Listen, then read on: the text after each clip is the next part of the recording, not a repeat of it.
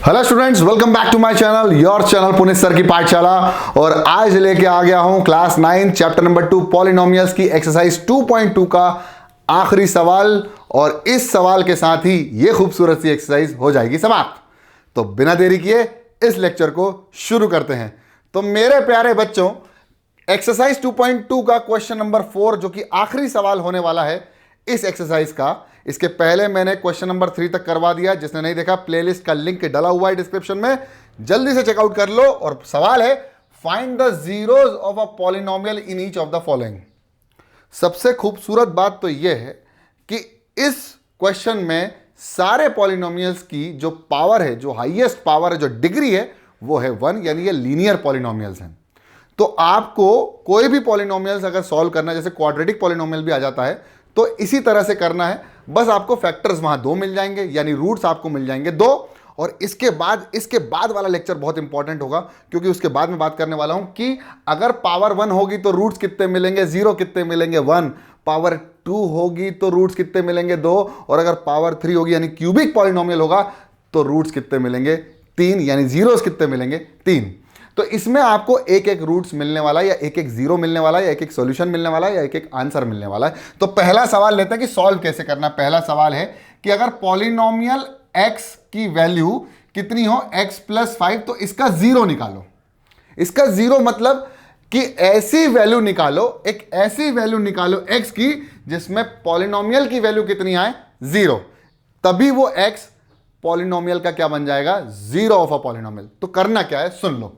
आपको कुछ नहीं करना, पुट px = 0। क्या करना है आपको, करना है px की जगह कितनी, 0।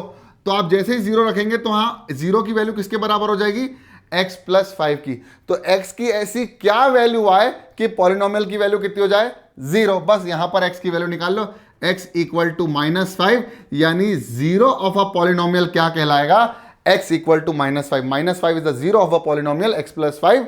जब आप x की वैल्यू -5 पुट करोगे तो पॉलिनोमियल की वैल्यू कितनी हो जाएगी, 0। और इसी को कहा जाता था जीरो ऑफ अ पॉलिनोमियल। समझ में आया।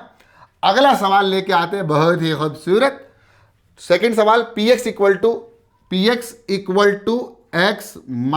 5। पहले x + 5 था तो कुछ नहीं करना, px की जगह 0 रख दो, = x - 5, x = 5, यानी x = जब 5 रखोगे तब पॉलिनोमियल की वैल्यू 0 होगी, और +5 will be the zero of a polynomial. बहुत बढ़िया। तीसरा सवाल, px =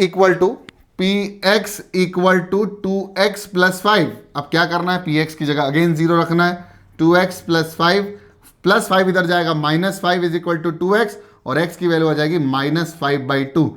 यानी जब x की वैल्यू -5/2 होगी तो आपके पॉलिनोमियल की वैल्यू कितनी हो जाएगी, 0। Therefore -5/2 will be the zero of the polynomial. जो मैं बोल रहा हूं ना वो लिख लो। बहुत बढ़िया। और अपनी कॉपी और पेन निकाल के रख लो, क्योंकि सवाल सॉल्व करते वक्त आपके नोट्स भी बनना चाहिए। फोर्थ सवाल, px = 3x - 2। तो px की जगह फिर से 0 = 3x - 2, -2 इधर गया तो +2 = 3x and x = 2/3, यानी when we are putting the value of x = 2/3, the polynomial's value will be equal to 0. Therefore 2/3 यानी x = 2/3 will be the zero of the polynomial 3x - 2. Okay, English वालों के लिए English में। बहुत बढ़िया, हिंदी मातृभाषा है।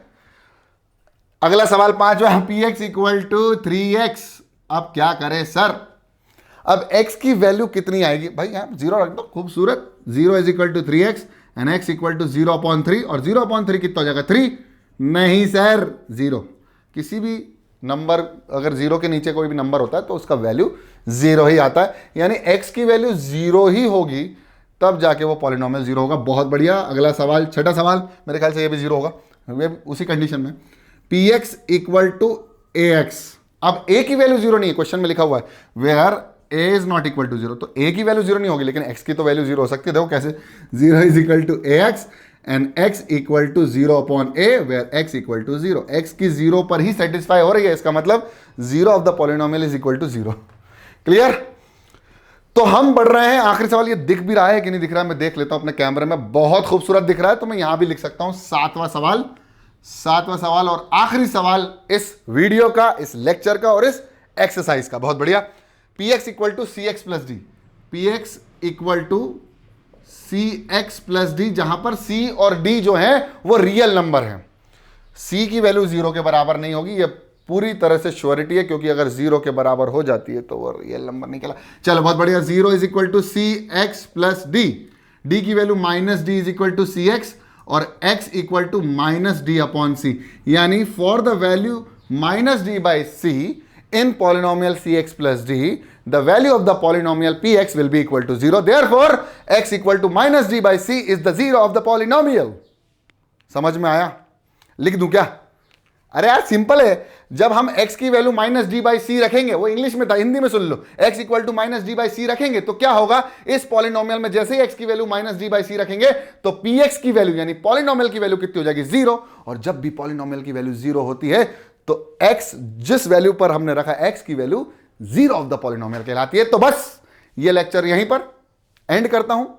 आई होप आपको समझ में आया तो पसंद आया तो लाइक कर दो, चैनल में नए हो तो सब्सक्राइब कर दो, वो लाल वाला बटन है उसको पॉलिनोमियल की पावर 3 कर दो। तब तक के लिए पढ़ते रहो, बढ़ते रहो, देखते रहो पुनित सर की पाठशाला। जय हिंद।